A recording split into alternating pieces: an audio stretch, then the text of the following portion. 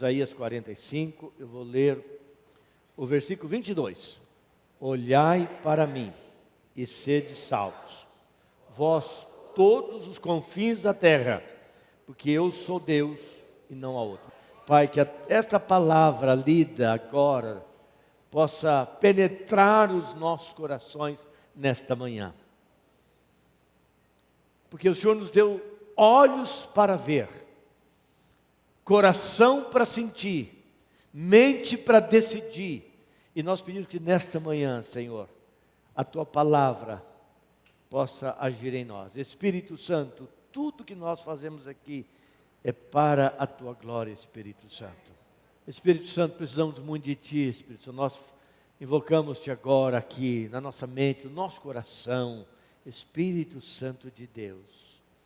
Especialmente sobre as pessoas que estão aqui, mas estão angustiadas, entraram aqui tão abaladas nesta manhã, luta, dificuldade em casa, no trabalho, incertezas, enfermidades, crises financeiras. Quantas lutas, Espírito Santo, ministra de maneira clara, abençoada. Traga essa mente agora, cativa a Tua palavra, e que as palavras dos meus lábios, o meditar do meu coração, sejam agradáveis na Tua presença. Deus meu, rocha minha, Redentor meu. Amém e amém. No ano de 1850, em janeiro, na verdade, no dia 6 de janeiro do ano de 1850, Deus tocou no coração de um homem que marcou a sua história na Inglaterra. Ele era filho de holandeses por causa da perseguição religiosa da Holanda. Eles vieram para a Inglaterra, os pais, os avós, ele nasceu na Inglaterra e cresceu ali. E foi crescendo esse menino. Aos 15 anos ele entrou numa grande crise existencial. Um profundo vazio no coração desse adolescente. A experiência de todos nós que já fomos adolescentes, a experiência dos adolescentes de hoje. Há um momento que a pessoa, há uma crise de pensamento, há uma crise natural na vida do ser humano. Muitos não têm isso, melhor que não tem, mas muitas pessoas têm. E esse menino adolescente, ele tinha muita vontade de conhecer a Deus, mas ele não conseguia conhecer a Deus. Ele trazia no seu coração culpa, ele achava que ele era um menino muito pecador, miserável, e passou a ser um menino muito triste.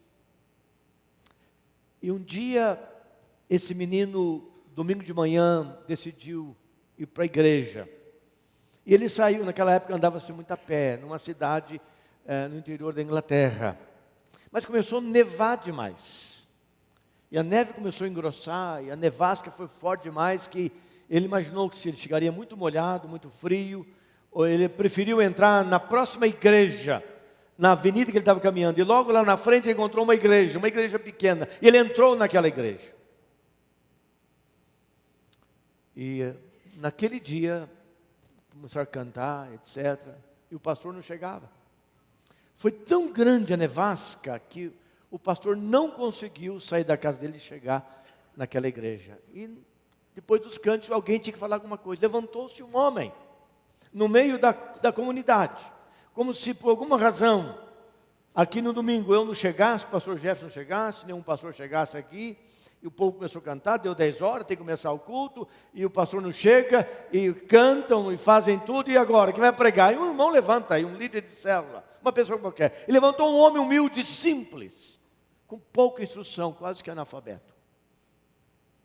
E naquele domingo de manhã, esse homem simples, que substituiu sem nenhum planejamento, ele não preparou nada, ele não estudou nada, ele leu esse texto, de Isaías 45, versículo 22, que nós repetimos há pouco. Olhai para mim e sede salvos vós, e todos os confins da terra, porque eu sou Deus, eu sou o único Deus sobre todas as coisas.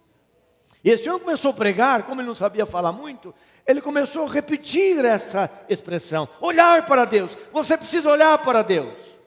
E ele percebeu que lá no fundo estava um adolescente. E esse adolescente falou: adolescente, está com cara de ser um pecador, um triste miserável. Você precisa olhar para Jesus, para que você seja salvo. E foi nesse domingo, com essa atitude tão simples, que foi convertido Charles Spurgeon. Charles Spurgeon foi um dos mais reconhecidos pastores na história do cristianismo até hoje. Ele pregou tanto e era tão bem estudado seus sermões, que os seus sermões estão na Enciclopédia Britânica. Nenhum pregador até hoje conseguiu escrever mais de 80 livros com os seus sermões. Um único pregador. E aos 16 anos, esse menino, que converteu naquele domingo, naquela nevasca, uma pregação da mais simples, de uma maneira até absurda, quando o pregador olha para a pessoa e fala diretamente com ela, dizendo: você é um pecador e precisa de Jesus. E surgiu e nasceu esse homem chamado Príncipe dos Pregadores. Spurgeon teve um ministério bonito por muitos anos. Morreu aos 57 anos de idade, com um câncer no pulmão, na cidade de Londres. E deixou um grande legado para a igreja evangélica. Irmãos, presta atenção, minhas irmãs. O texto que ele ouviu naquele dia foi esse: olhai para mim e sede salvo. Ou sede salvos. Olhai para mim. Tenta me ver, disse Deus, porque eu tenho algo tremendo na sua própria vida. E Spurgeon, ele aos 15 anos de idade, naquele dia, ele olhou para Jesus, pela fé, se arrependeu dos seus pecados, porque ele trazia a sua biografia, que eu acabei de se recitar para os irmãos, para as irmãs, revela que ele era um menino triste, havia um vazio no seu coração.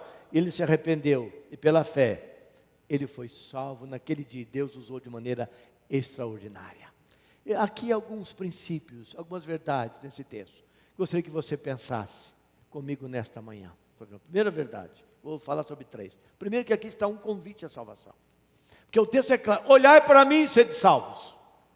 Não há segredo nisso. Se existe um texto claro para qualquer pessoa entender, por mais incompetente que ela seja, por mais incapaz que ela seja, é esse texto: olhai para mim e você vai ser salvo. Só isso.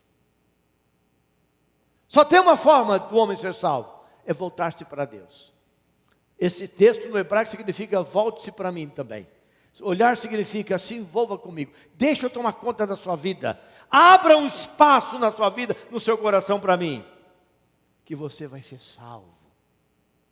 Porque Deus sabe, irmãos e irmãs, que a nossa vida não é esse tempo. Esse tempo é curto. Ele é curto pela enfermidade que surge, pelo câncer que bate no nosso corpo, pelo acidente que acontece na estrada. Ele é curto pela velhice que chega, pelas forças que se esvaem em nós. Há alguma razão, esse tempo é curto. E nós não podemos brincar com o nosso tempo.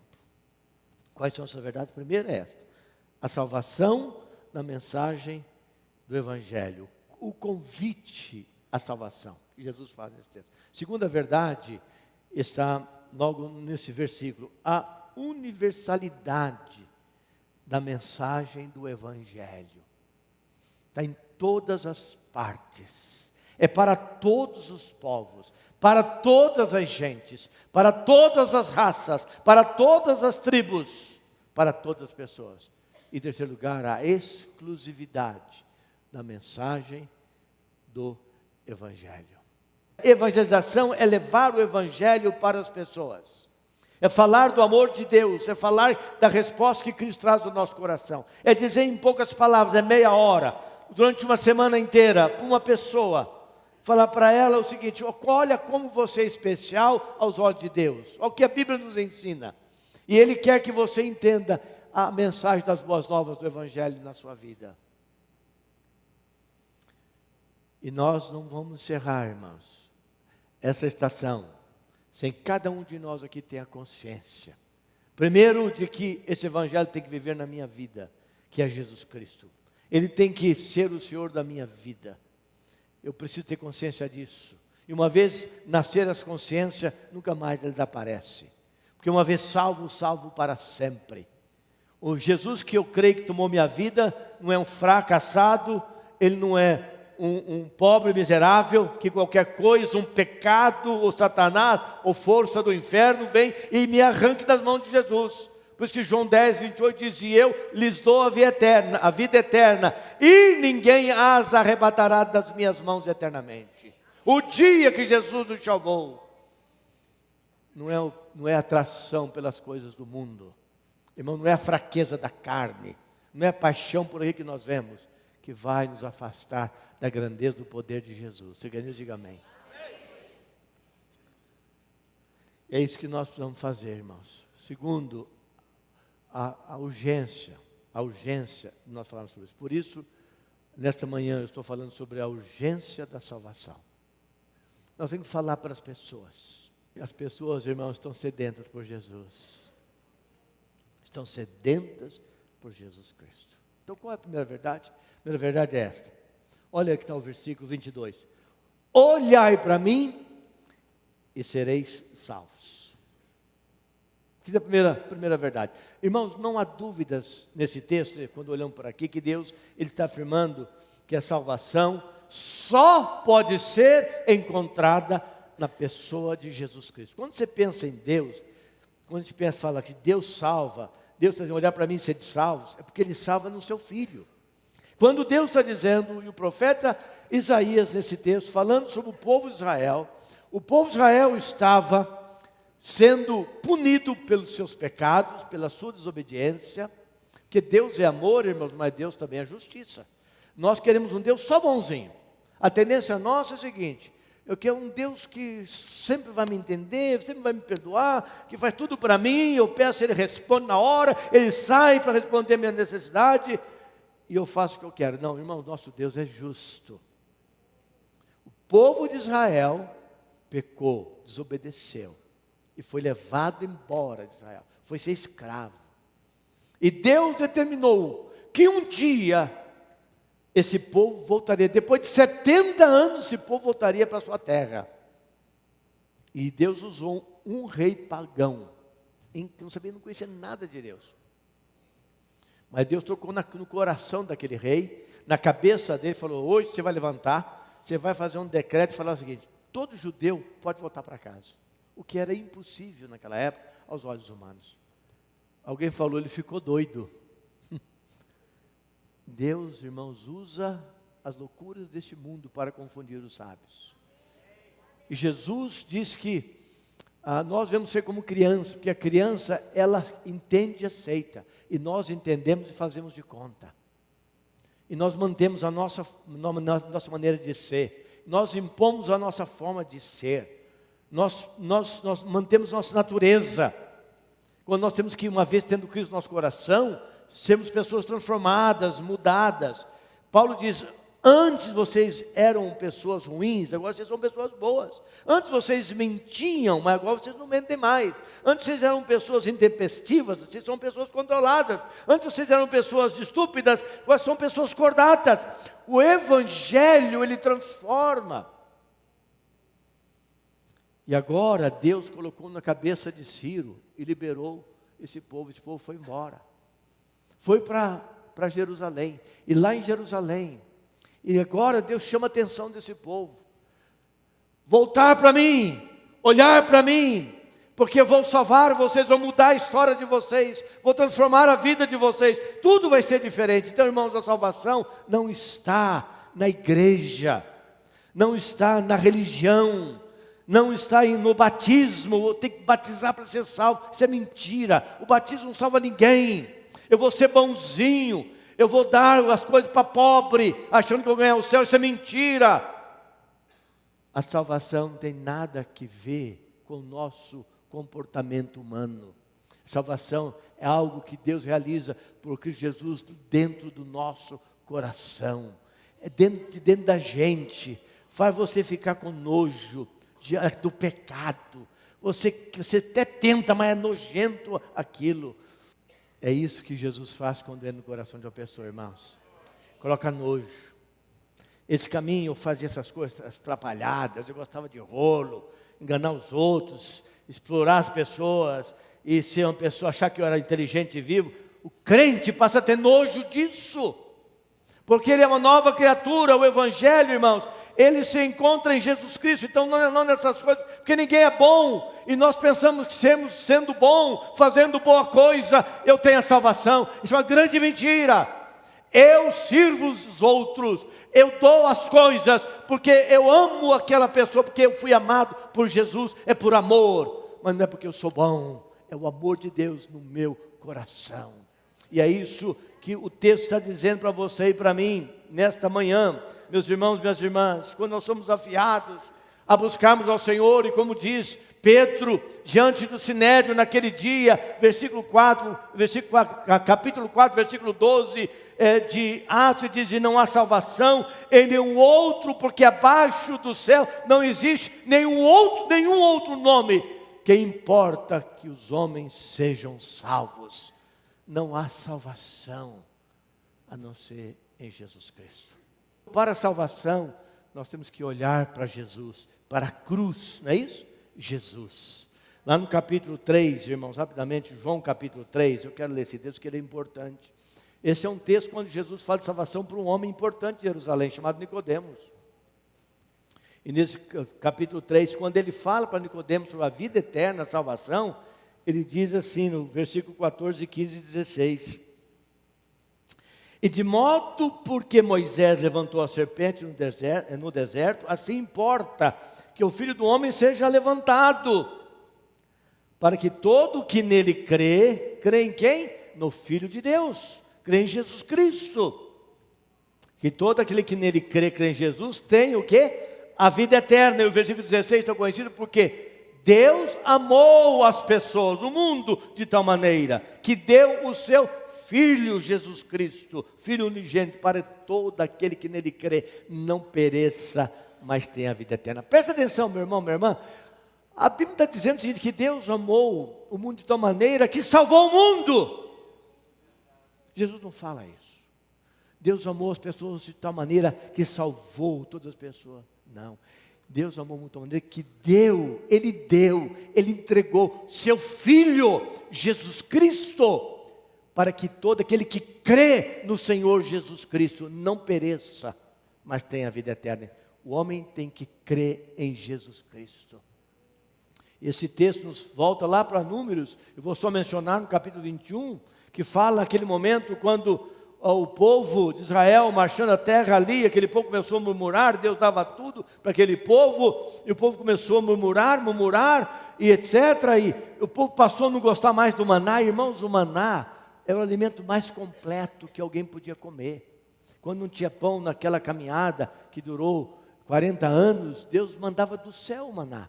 O maná tinha proteína, vitamina, cálcio, vegetal, tudo que você imagina. Numa comida só. E o povo começou a questionar: nós não gostamos dessa comida, por que nós viemos para cá?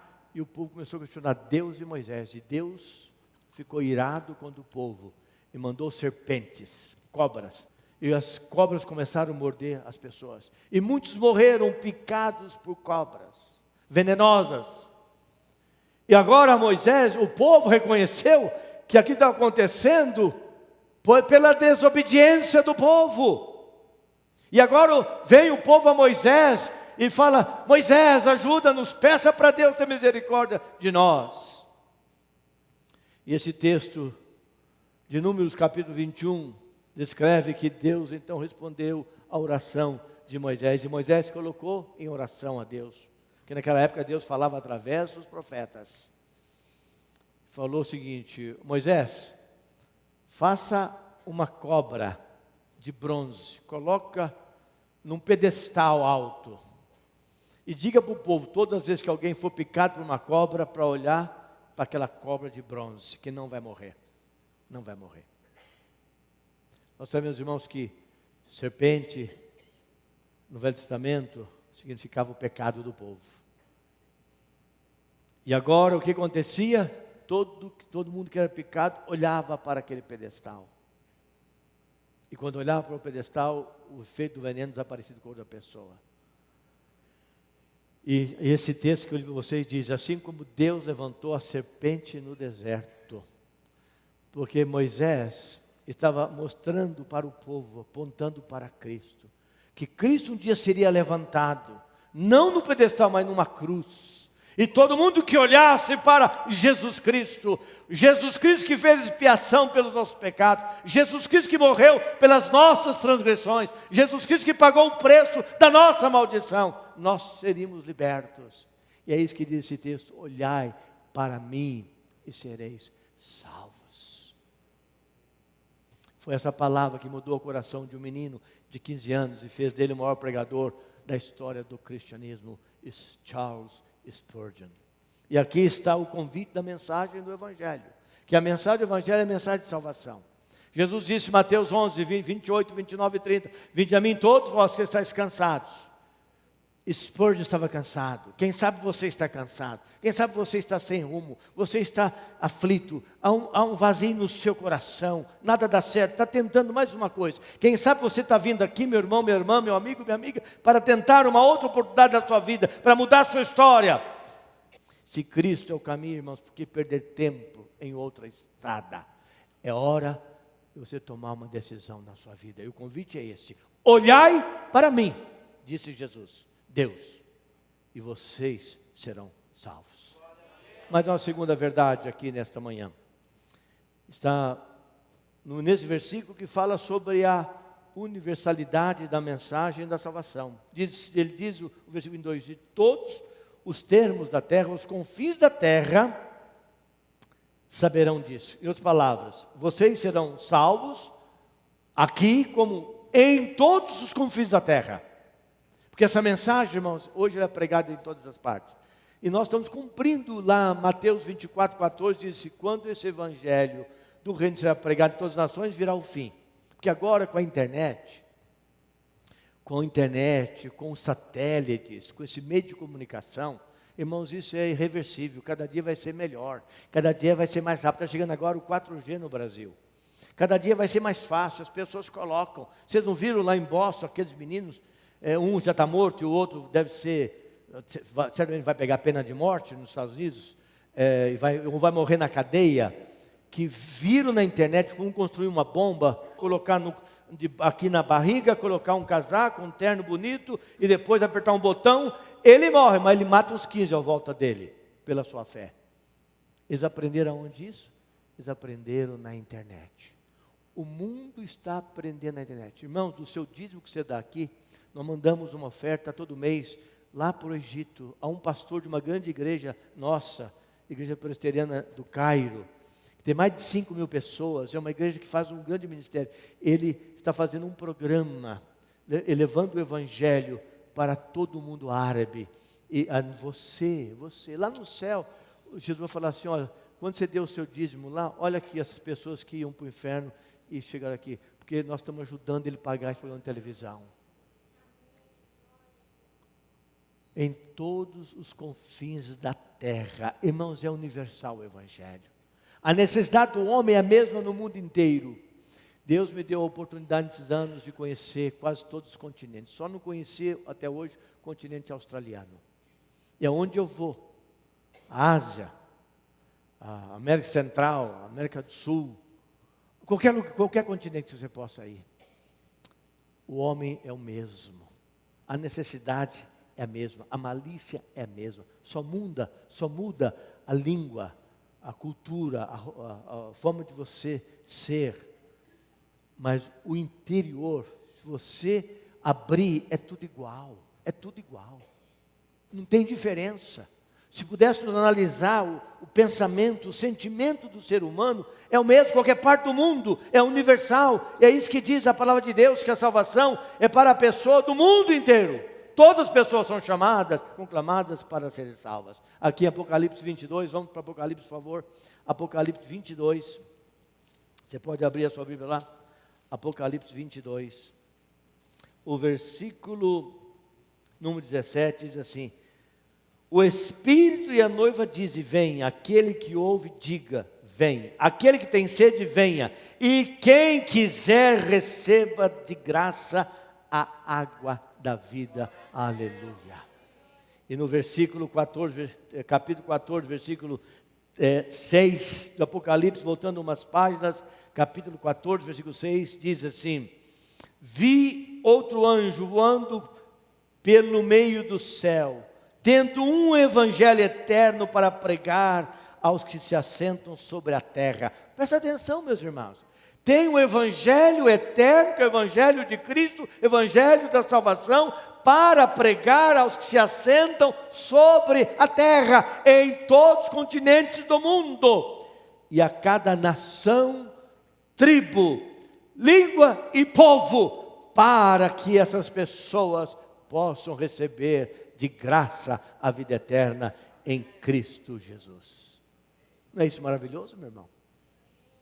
A universalidade do Evangelho. Nos anos 70, e muita gente aqui não vai lembrar desse famoso ator, alguns vão lembrar dele, fez muito filme chamado Steve McQueen, famoso, teve muitos, foi o protagonista de muitos filmes famosos do mundo inteiro. Esse homem, ele foi assim o autor mais bem pago da história do mundo dos filmes. Ele se tornou um homem muito rico, fez muitos filmes nos Estados Unidos, mas ele entrou para o mundo da bebida, ele tinha todo o dinheiro, entrou para o mundo da bebida, com isso seu casamento foi para as águas abaixo. Naquela época, casamento era uma coisa mais séria do que hoje, porque hoje muda de casamento, de mulher, de marido, a gente troca a roupa da gente. Hoje outra coisa aqui, a noite vem com outra e é assim. Mas naquela época tinha ainda o conceito de família mais sólido. Ele perdeu a mulher dele, esse homem entrou em depressão, em crise, com todo o dia que ele tinha no mundo. E um dia Billy Graham foi pregar na sua cidade. E ele falou: quero ouvir esse famoso pregador chamado Billy Graham. Ele foi. E quando ele foi e ouviu a pregação do Evangelho através de Billy Graham, ele se converteu. Ele se entregou a Jesus Cristo. Ele se entregou a Jesus Cristo, mas ele confessou Jesus Cristo, mas ele não entendia muita coisa, porque ele não lia a Bíblia, e tentou marcar um encontro com Billy Graham. Billy Graham arrumou um jeito, um dia encontrou com ele, e falou o seguinte: eu me entreguei a Jesus, mas não entendo como Jesus vai salvar um homem tão mau, tão pecador como eu sou. E aquilo virou uma crise na cabeça dele. Eu tenho alguma coisa que eu tenho que fazer para pagar isso, porque como que Deus vai me salvar? Eu não valho nada. Billy Graham abriu um texto na Bíblia. Billy Graham abriu Tito. Você tem a sua Bíblia aí? Se você não achar, você vai prestar atenção, porque é muito pequeno esse texto depois de Timóteo. Tito 1, 2 e 3. E Billy Graham sentou-se ao lado dele e falou o seguinte: McQueen, você se rendeu a Jesus? Me rendi a Jesus. Então você tem que crer o que diz a Bíblia, porque ele vai mudar a sua vida. Ele falou: já está mudando, mas ele vai transformar toda. E deu para ele o seguinte, Tito 1:2: na esperança da vida eterna, que o Deus que não pode mentir prometeu antes dos tempos eternos, e em tempos devidos manifestou a sua palavra mediante a pregação que me foi confiada por mandato de Deus nosso Salvador. E esse texto entrou no coração de Steve McQueen naquele dia, quando ele lembrou a salva-vida eterna, a esperança da vida eterna, que Deus, o Deus que não pode mentir, prometeu lá no começo, antes dos tempos eternos. E aquilo entrou no coração, e Deus foi trabalhando na vida deste homem, e transformou a vida deste homem, no final da sua vida. E disse que quando ele morreu de câncer no pulmão. Quando ele morreu no câncer, ele estava com a Bíblia na mão, e o seu dedo em Tito capítulo 1, versículo 2. E ele morreu crendo que Jesus Cristo é a única resposta para o coração humano. Meus irmãos, minhas irmãs, sabe qual é a última fraqueza do pecador? A última fraqueza do pecador é quando ele não reconhece os seus próprios pecados. Se McQueen não tivesse reconhecido que ele era um miserável, se você não reconhecer que você é um miserável, se não reconhecer que você é uma pessoa, tem muita coisa para mudar dentro do seu coração, se você não reconhecer que você está longe de Deus, você nunca será salvo. que a maior fraqueza do pecador é não reconhecer os seus próprios pecados. A urgência da salvação. Irmãos, a salvação como um desafio. Em segundo lugar, a universalidade da mensagem redentora. Em terceiro lugar, está nesse mesmo versículo, na parte final, que fala sobre a exclusividade da mensagem da salvação. O que diz a parte final? Eu sou Deus e não há outro. Não é alguém dizendo, não é um curioso que está dizendo. O que ele está dizendo aqui, na verdade, meus amados irmãos, só eu posso dar a salvação. É algo exclusivo meu. Eu mandei meu filho, eu estive com ele na cruz. Ele diz, Eloi, Eloi, lama sabachthani. Deus meu, por que eu estou desamparado? Eu estava lá. É algo que só Deus pode dar. Sabe, irmãos e irmãs, há muitas pessoas procurando os milagres em muitos lugares, em muitas formas. As pessoas são muito crédulas, elas pensam em coisas pequenas. Hoje não pode tocar aqui porque hoje é sexta-feira. Eu não posso com essa roupa hoje porque vai dar sorte mal. Hoje é dia 13, sexta-feira dia 13, eu não posso olhar nem pular porque vai vir um castigo. As pessoas estão presas em coisas bobas, em coisas absurdas, que eu vejo que gente até inteligente guarda. Quando nós temos um Deus poderoso, um Deus exclusivo com a sua mensagem salvadora, com a sua palavra de esperança, para trazer no coração aberto, o coração que crê, o coração que confia, o coração que Ele ama, o coração por quem Ele derramou o seu sangue, entregou a sua própria vida. O texto de João 14:6 mostra a exclusividade, só Jesus. Não tem outro mediador entre você e Deus, meu irmão. As pessoas têm tanta coisa na cabeça, pensam em vários meios. Eu vou chegar, eu tenho através de A, B, C, D. Isso não está na Bíblia.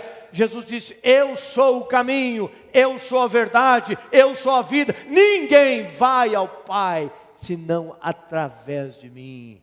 Não tem nada que o homem possa fazer, outra pessoa qualquer, outro ser qualquer. E se algum ser existir, você foge dele, porque ele é enganoso, ele é do inferno e não é do céu. Eu sou o caminho, a verdade e a vida. Ninguém vem ao Pai senão por mim. O povo de Israel sofreu muito, irmãos, e muitas vezes, por causa da sua incredulidade, por causa da sua desobediência ao Deus verdadeiro. O povo tinha visto como Deus operou milagres lá na saída do Egito. Faltou água, Deus bateu na pedra e veio água. Estava com sede, água amarga, ele falou, pega essa tora, joga dentro d'água. Eu nunca soube que jogar tora na água deixa a água amarga doce. Pode pegar água cristalina. Só Deus pode fazer. Estamos com fome. Deus manda codornas. Com fome, Deus manda o maná. Então, diante do rio, Deus fala assim, Moisés, pega essa vara que você tem na mão. Sabe a vara que o idoso usa? Assim, o Moisés, coitado, meio cansadão. Joga essa vara, Moisés. Senhor, jogar vara? Joga a vara, água se abre. E o povo passa, e diz o texto, irmãos, pé enxuto, nem a sola do pé molhou. Esse é o Deus, irmãos, esse é o Deus. É o Deus da Bíblia, é o Deus que nós cremos, é o Deus poderoso, é o Deus verdadeiro, é o Deus que age, é o Deus que opera, é o Deus que rege todas as coisas. E Ele tem a exclusividade da salvação para conceder ao seu coração. É o Deus que foi diferente do Deus, lá do Deus de Elias. Lembra os profetas de Baal? 400 homens clamando pelo seu Deus aqui. Elias do outro lado clamando para o seu Deus. Ele falou, vocês podem clamar para o Deus de vocês. Manda esse Deus de vocês vir aqui e destruir esse altar e queimar esse altar, etc. Vamos jogar água aqui, jogamos água. Manda o seu Deus. Eles gritaram a manhã inteira. É o Deus só do papel, é o Deus da tradição. Clamaram e nada aconteceu. Se rasgavam. Desespero. Deus de Baal. E nós temos construído muito Deus de Baal, viu, irmãos e irmãs, na nossa vida. Aí Elias falou, terminaram? Elias só falou assim, Deus Pai eterno manda fogo. Fogo desceu, lambeu a água, destruiu o altar. E Elias destruiu os 450 profetas de Baal. Deus, único Deus, a exclusividade de um Deus que age. Um Deus que cuida, um Deus que ampara e sustenta as nossas vidas. Quero encerrar dizendo o seguinte: você já olhou para Jesus? Irmãos, um dia eu olhei para Jesus. Eu nasci na igreja. Sou 5ª geração de evangélico. Meu bisavô ia ser padre. Fez seminário. Tirou a batina, porque gostou de uma moça lá. Falou, vou casar, vou ser padre. Não. Jogou a batina fora. Se tornou professor no interior do Rio de Janeiro. Minha mãe conta a história. E foi ele, fundou uma igreja. Se converteu ao evangelho. Se fundou uma igreja. Meu bisavô, meu avô tocando um hino na folha de laranja nova, regiu o coral da igreja, meu pai, toda geração. Mas um dia eu tive que olhar para Jesus. Eu era adolescente, cresci na igreja. Minha pergunta a você é o seguinte: você já olhou para Jesus? Presta atenção, não estou perguntando para você, você é membro da igreja? Não estou te perguntando, você já foi batizado? Não estou te perguntando isso. Estou perguntando, você é bom pai? Não estou perguntando sobre isso. Você é boa mãe? Não estou boa mãe? Não estou perguntando sobre isso. Você é bom filho? Não estou perguntando isso para você. Estou perguntando, você já olhou para Jesus? Isto é, você já se rendeu a Jesus? Naquele dia, Charles Spurgeon olhou para Jesus e mudou a sua história. Existe apenas, irmãos, um meio para a salvação.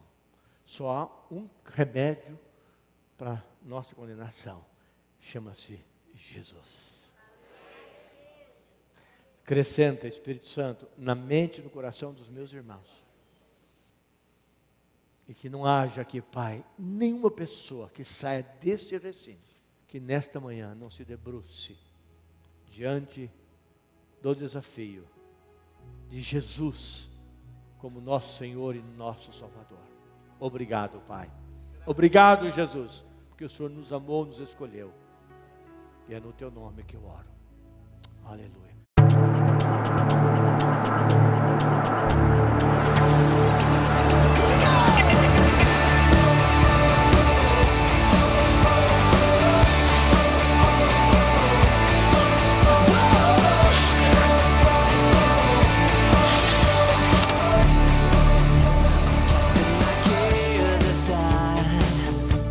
I'm leaving my past behind.